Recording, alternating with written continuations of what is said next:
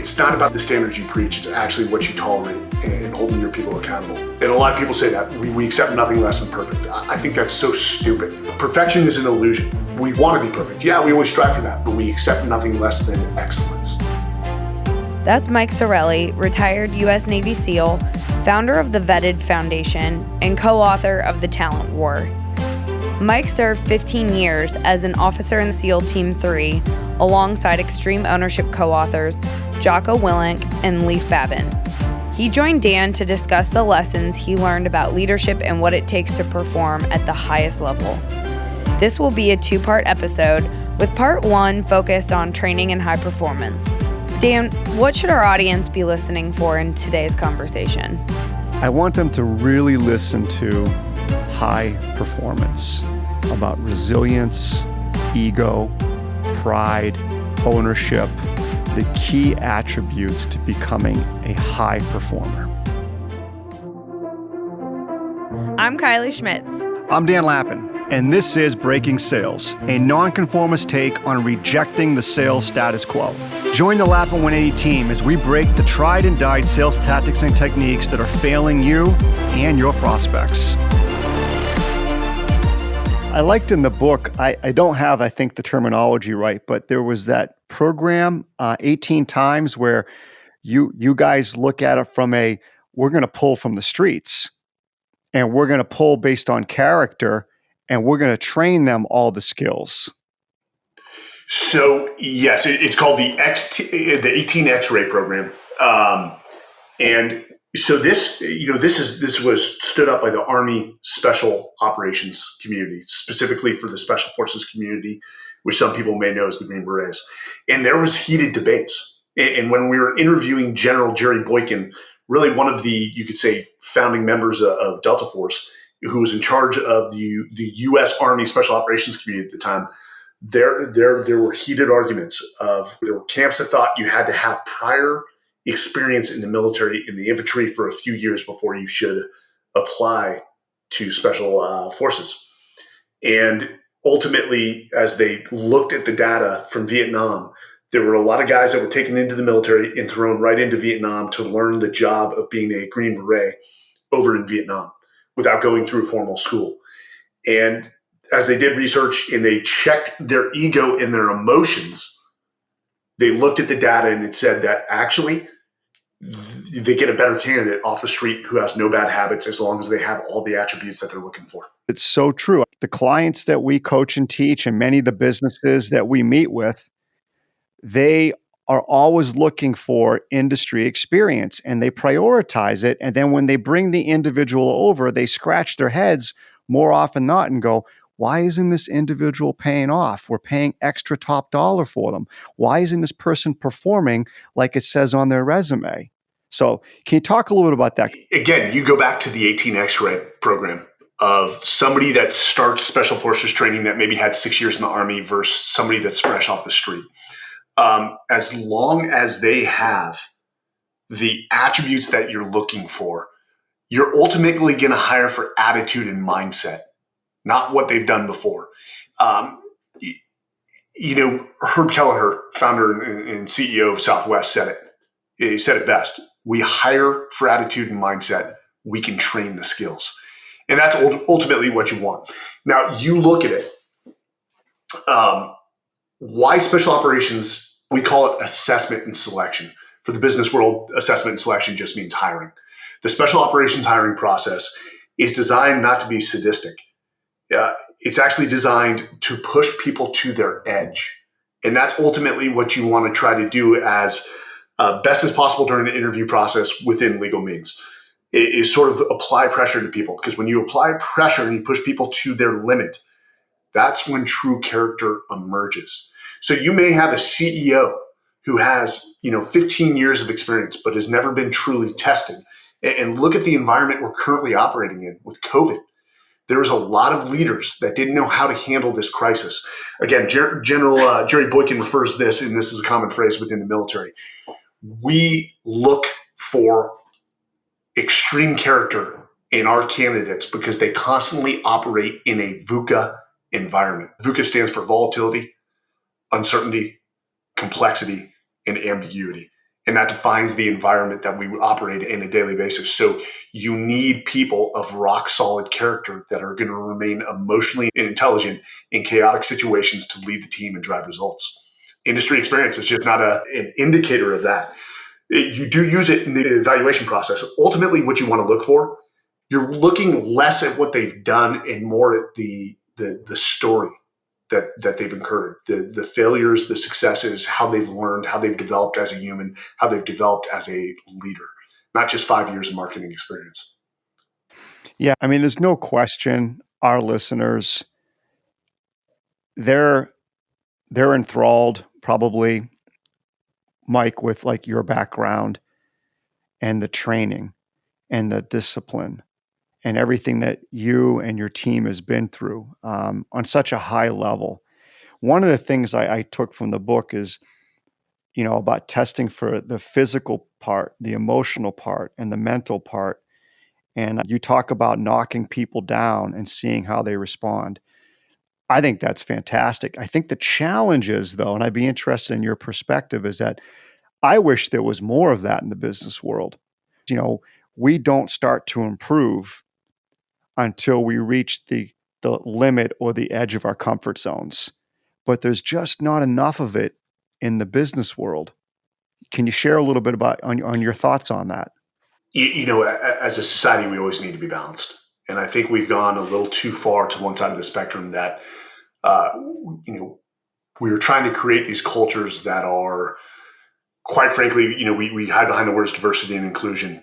Our people only grow if we constantly put them under periods of stress and pressure and then help them learn from that. It's just a repetitive cycle. Pressure, what did we learn from that? How do we improve? Put them under pressure again. It is the heart of what makes special operations so special. Not only is our hiring process sound, and let me, for all the listeners, that special operations assessment and selection process, that hiring process has evolved over half a century. And guess what? Dan, it's still evolving, as is required to secure victory from the hands of our future enemies. And what made a good special operations soldier in the global war on terror is going to be different than what makes a great special operations soldier 10 years from now. And we've constantly got to identify the needs of that future ecosystem and what attributes are required in each of our operators. So true in sales too. I mean, what made a great sales professional just 15 years ago is not the same today. And there has to be this disciplined, purposeful view of evolving and how do I get better. One of the things I was thinking about, Mike, is the whole buds thing. If you can explain to our listeners a little bit, there's a bell, and when someone's had enough, they got to step up and they get to ring the bell 3 times. Correct? That is correct. And we call that self-selection. When people drop on request, it's called DOR. Very rarely do we drop people from the interview process. People exit themselves. What's fascinating is the training that you guys have set up, that you've been through, allows for that self-selection. A company can invest $100,000, $500,000, $1 million into training their people, but that person can still opt out of the training and technically not lose their job and keep their job. So can you share a little bit about your thoughts about what you see some of the more advanced, evolving businesses are doing to create high performance cultures? Who was it? I'm forgetting the bell that referred to it as you have to create an intentional culture, and that starts with the leadership. First off, let me say this: before you're ever going to start building a world-class talent acquisition program, you better have a world-class, rock-solid leadership foundation. Because if you do not have strong leadership at the top, filtered all the way down, if you get great talent in the door, they're going to leave. Good talent, great talent does not put up with bad leadership. So, this book in particular, The Talent War, is about the first piece. There's going to be a second book. I can assure you that. And that's going to be on the talent management piece that you're discussing. And we talk about it in chapter 10. You can't hire or fire your way to success. The talent management piece is so hard and so important. And it starts the second that person signs the offer letter.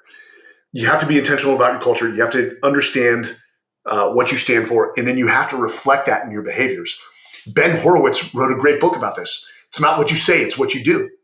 Most companies have these flowery words up on the wall that talk about integrity and doing the right things, and then you end up with a Goldman Sachs scenario where they're robbing the little guy and taking care of themselves. But if you look at their values, their actions were absolutely in violation of what they say they stand for.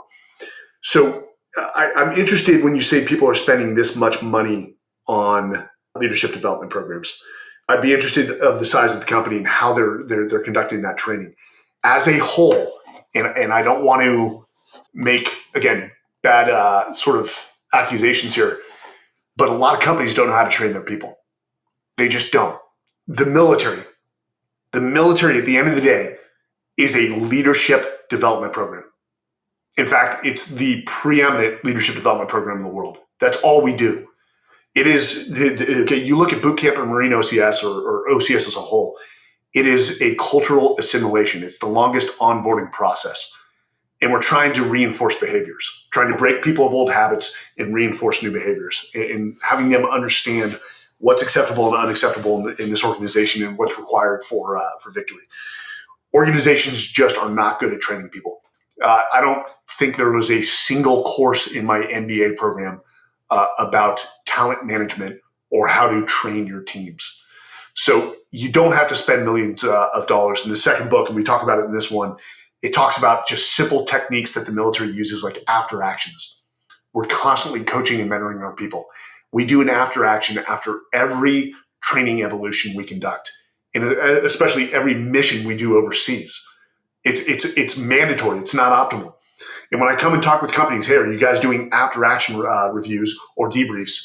The answer is usually no, and some people don't even know what that is. That is the single most important tool to continually accelerate your people, help them learn from their mistakes as well as yours, and provide personal feedback so that every single person is improving in the team. Henry Ford said it. Somebody said, what if we train our people and they leave? Henry Ford looked at them and said, what if we don't train them and they stay? It is your solemn duty as a leader to pour into your people. And yes, guess what? Some people will leave the organization. But if those people go on to be successful outside of the walls of your business, it will ultimately come back to reflect on your organization and the effort that you put into people, the emphasis you put into your people.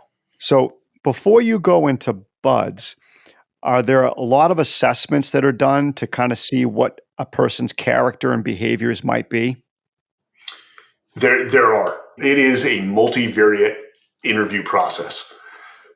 Special operations, yes, they absolutely look at data. In fact, Brian Decker, one of your past shows, he revolutionized Special Forces assessment and selection. He came in and looked at the data that they were utilizing, which showed no predictive value, and he had to change a lot with the process. Our main contributor that's on the cover, Dr. Josh Cotton, is an IO psychologist, industrial organizational psychologist. And actually, out of his doctorate, he was hired by the Navy SEALs to come in and assess how we hire people into the SEAL community. And he designed some assessments to assist with predictive value of who's going to make it through and who's not. Ultimately, it is the one process that no test can ultimately determine if somebody's going to make it through or not. And in fact, in the book, we talked about this, Dan, is instructors quit trying to guess who's going to make it and who's not, because you can't see talent. You can't see talent. We always used to think, like, when the NCAA football player or the Olympic athlete, and we get plenty of those, comes through SEAL training, we're like, oh, those guys are going to easily make it. They're going to crush this training. And they're usually the first ones to quit. And I'm not joking you. I had guys that did speech and debate in high school. And after Hell Week, they're standing there smiling. Small little guys, but there was just no quitting them. They were some of the most resilient people that had just, incurred setback after setback in life. They were used to getting knocked down, getting back up, learning from it, and driving on to drive results. And that's exactly what businesses are looking for. So you tested for the character and the behavior at the beginning, And then you have the physical part. And I'm sure there's a lot of tests that go on, period, end of story. But is the physical part of buds to see how your character traits actually show up? Is that part of it? So the physical portion is a means to ultimately apply pressure to the mental portion. Is we're trying to induce fatigue. We're robbing people of their sleep. In Hell Week, they get, I think of the 5 days, they get a combined 2 hours of sleep.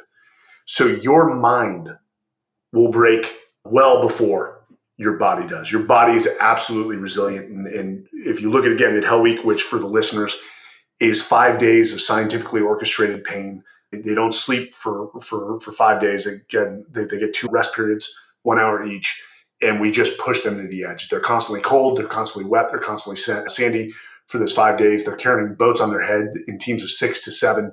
The boats weigh about 200 pounds. They're doing obstacle courses. It just never stops. And ultimately, it's to push that mental limit. Because again, it's at one's limit that true character emerges. It's the mental component. It's not the physical component. We can teach somebody how to run faster. We can teach somebody how to swim better. We can teach somebody how to lift more weights. We're not looking for the strongest man. We're not looking for the fastest runner. We're not looking for the fastest swimmer. We're looking for that person that has the mental toughness, regardless of how they look, that will persevere through anything. Right.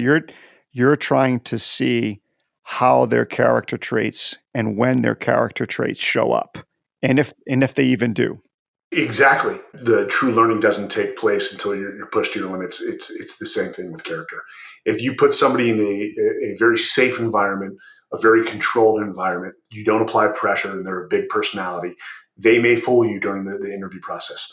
And that likability factor may come in because they're, again, a big personality. They're winning you over. That doesn't work in our interview process. We have a way of eliciting the behaviors what we want to see.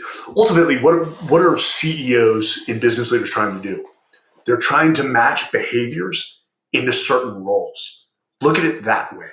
If you stop judging the person on their big personality or the personality as a whole and judge them solely on their behaviors, and if that fits the required attributes of the role, even with that realization alone, you'll start to make better hires. Can you share a little bit maybe about what you learned about yourself when you went through the BUDS training? My situation is unique that I was a recon Marine. I was actually in the Marine Corps before I joined the SEALs for 5 years. So recon is the Marines' version of special operations. I was also a scout sniper. And then I went to a Marine OCS. Not being braggadocious here, I pretty much finished honor man from Marine Corps boot camp to Marine OCS in every course I attended, with the exception of one. I attended a lot of courses. I thrived in this environment. BUDS, there was no way I was going to fail BUDS. One, I was representing the United States Marine Corps. I was representing the U.S. Marine Recon community, and there was no way I was going to embarrass them. I was not happy that I was going to have to go through a year process to get into a new community, but that was the task ahead of me. So what I focused on is knowing that for the first time, this was, the first time for 99% of the students that they had undergone an assessment and selection program, and I'd already gone through many, was I led. And so it was, if I learned anything, it was successes and failures as a leader in that environment. But even the instructors, very much said it. The guys gravitated towards me, and so I found a lot of motivation and inspiration in the guys around me, in trying to lead and help them, as many of them realize their potential and make it through the training. Do you think because of your background, do you think that they were tougher on you at times? Yeah, they did. I think they had higher expectations. I was already combat dive qualified through the Marine Corps. Tactics, I knew basic, land warfare tactics and some, CQC, which is close quarters combat. So I think they had an expectation, but quickly they saw that I wasn't somebody they needed to totally focus on. And in fact, at one point, they told me to pull back from leading so that they could evaluate the other officers. There was one day, though, post Hell Week, where my body fatigue just totally set in. And I talk about this in the book. I've climbed ropes since day one in the Marine Corps, pretty good at it. And you have to do a lot of rope climbs in buds. And so post Hell Week, my body was so fatigued. I don't know why. Maybe it was a lack of nutrition, dehydration, but I could not get up the rope one day. And all the students had gotten up the rope, and there's Mike Sarraille not getting up the rope. And so I would fall off the rope. I would get back up, try to climb the rope, make it 5 feet, and fall back off. And so the instructor saw that this was my limit. And so like sharks, like blood in the water, they sort of came around me saying, "Hey, Sarraille, you got to get up that rope." Hey, and so they started applying pressure. And of course, it worked, because now I feel like all the eyes of the students that have already climbed the rope, who know me, know I'm capable, are looking at me, as well as these 4 instructors, like in a circle around me. And, they kept pushing me, like, "Hey, Sarraille, if you don't get up that rope, man, we're going to have problems." And the process went back and forth. I'd fall back off, I'd get back up, and eventually he said, "Hey, okay." And they pulled me to the side. And the instructors actually explained it to me. They're like, "Hey, man, you're okay. We've seen you climb that rope, hundreds of times. We wanted to see what you would do if we applied pressure. And this happens. We wanted to see if you would quit and ring the bell post Hell Week." And some people do. And eventually, they got me to medical to get an IV and get some food in my system. But if anything in buds that sticks out, I was just so embarrassed. And it was that embarrassment that actually started to play with me mentally. You're doing something you've always done exceptionally, and then there's one day you're struggling with it, and then you're feeling the heat that you're putting on yourself, and you're feeling the heat of all the coaches and the trainers there. They're putting the heat on you. So how did you kind of work yourself through that mentally after it was all said and done? Dan, that's a great question. Let me start with this. The instructors at BUDS or SEAL training, much like the instructors at all the rest of the special operations assessment and selection courses, are usually amongst the best from our community, because they are people that the students want to aspire to become. When you have A players leading the assessment and selection, A players select A players. But if you have B players, if you have mid performers from the SEAL teams in charge of selecting the next generation in the SEAL teams, you're going to get a bunch of B and C players. So how did I get past that? Yes, the embarrassment was like a tangible weight on my shoulders. And as I was in medical, I remember this, and I won't use his name because this guy still may be active duty. God bless him, came in and said, "Hey, like a good leader who watches one of their people fail, steps in, coaches, mentors, and helps them understand and learn from that experience." And he came in checking. He's like, "How are you doing?" I'm like, "Hey, good, man." I'm like, "Hey, I can climb that rope." He's like, hey, we all have points in our career, and this is going to happen a lot more. And what I want you to learn from it is failure is part of the process. We know you can climb that rope. And again, he reinforced why they applied pressure. They just wanted to see what behaviors came out of that.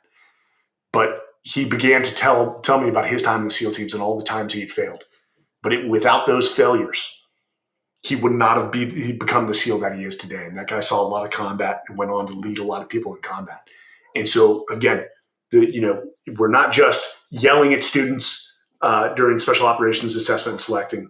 It's also, there's a portion of training where they're developing future leaders. And he knew I was going to get into the SEAL teams, and he wanted to help me learn from that process and become a better leader.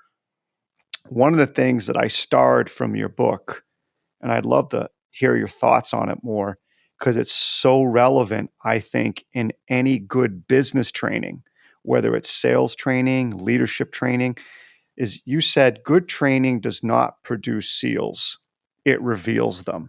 And I wrote that down like 3 different times going, that's it. I said, good training does not produce great sales people, it reveals them. So can you talk a little bit about that? Consider it part of the assessment and selection process. Even though we've screened people through, let's say we've made a hire, training is mandatory, coaching and mentoring is mandatory for all people. We had a saying in special operations: you are always being assessed.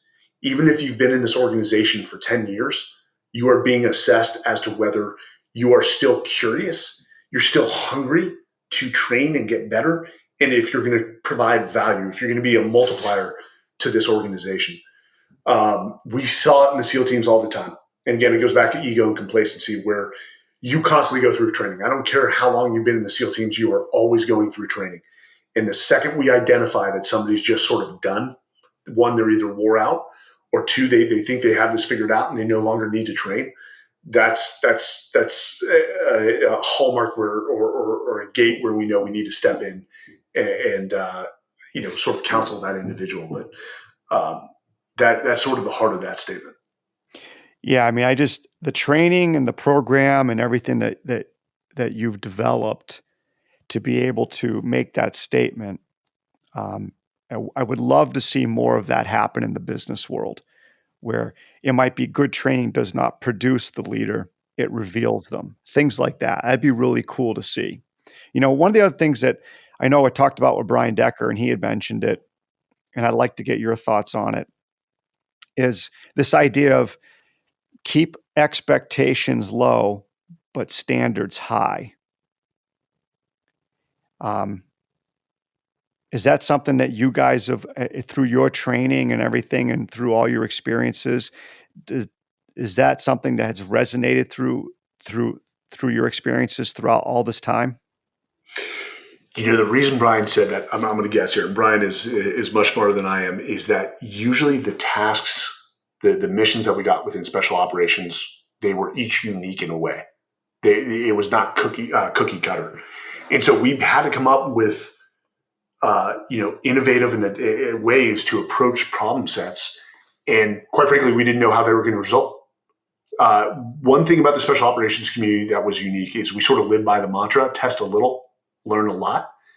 And we never had the 100% solution to any problem set that the president gave us. So that does not alleviate having a high standard for your organization. The thing about standards is it's not what you preach, it's what you tolerate. Let's be honest, Dan, I live in Texas. I sort of consider myself a reborn again Texan. We use the term all hat, no cattle. A lot of people here are all hat. They love to talk a big game. I do this. I get up at 4:30 in the morning every morning. But if you go to their house at 4:30, they're asleep in bed. I don't care what you say you do. What I ultimately care about is what you say you're going to do, and you actually do it. It's not about the standards you preach. It's actually what you tolerate and holding your people accountable.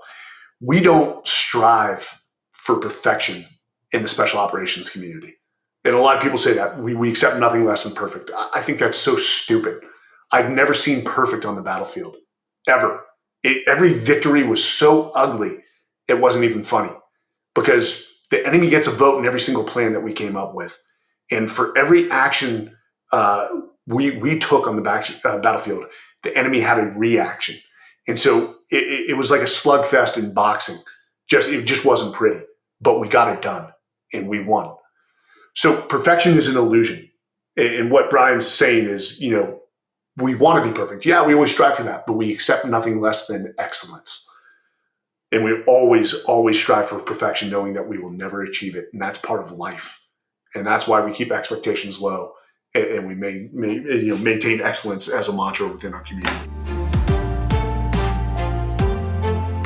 Dan, from this conversation, what did you pull personally as key takeaways?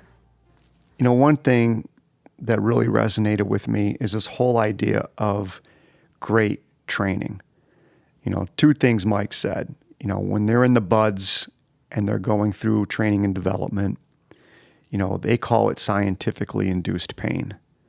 And the whole idea of the training and the process itself is that they build the process for people to self-eliminate themselves. That's their training process. They make it so that it truly tests the individual.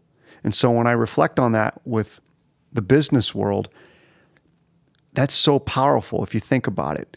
Instead of just comping people on how much they sell and their revenue and if they hit their quota, What if training was a part of the process that they are judged, assessed, or measured?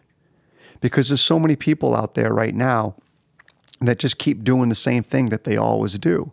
And if you really want to be a high-performance organization, or if you really want to be a leader that drives high performance, why wouldn't you make constant growth through training and development an expectation, a standard that you as the leader promote? So I would love to see that happen more in the business world. So that's a big takeaway. I mean, as we've talked about, Mike said, good training does not produce SEALs. It reveals them. I think that's so true for sales professionals. Good training doesn't produce sales professionals. It reveals them, because either you opt in or opt out. In the business world, you can opt out of training. And what you're really saying, if you opt out of training, is that you're done growing. You're done getting better. Your ego has now taken over your decision making, and you now tell yourself that you are good. And when you tell yourself you're good, you've now told yourself there's no need to spend effort, time, or commitment getting better. That's my biggest takeaway from all of this. So, Dan, if I'm a sales professional or sales leader listening to you talk about this, maybe in my head I'm thinking, well, we do sales training. We are developing our people. My question to you is, what does that really look like in businesses? What could or should training be to help us develop our sales team? Here's what I can tell you it shouldn't look like first. It shouldn't be that you're sending your people to 2 or 3 days of training, and then you keep your fingers crossed. They come back from the training and you ask them a few questions about it, and then that's the end of it. Because reality is, your folks probably got intellectually stimulated, but they're probably not going to do anything with it when they come back, because it's going to be so difficult for them to apply it and break their own comfort zones on their own. And if there's no support behind it, the training is eventually going to fade out after a couple of weeks. Training should not be opt in and opt out either. If you're a sales leader and you're training your folks and you give them the option to opt in or opt out, anybody who opts out, you should be concerned about. And I know a lot of sales leaders say, well, my top people don't want to do it, or my top guy or my top girl doesn't want to do it, and so I'm not going to force them to do it. You really have to think about that. What your top person is telling you is that, number one, they have a fixed mindset. They don't have a growth mindset. Number two, that their ego now is in charge of their decision making. Their ego is telling them they don't need it, they're good enough, everything's been fine, what they do works. As a sales leader, business leader, I'd be very concerned with that. And I think after you've heard the conversation I've had with Mike, I think hopefully it's given you something to think about. Dan, we talked about what sales training shouldn't be. What are some of the best practices that you would say the most successful sales teams that we work with are doing? I'll answer that, Kylie, from an organization standpoint, but I'm also going to answer from an individual standpoint, because some of our listeners might have the opportunity to receive training through their organization. But I also know some of our listeners have to decide on investing in themselves on an individual basis.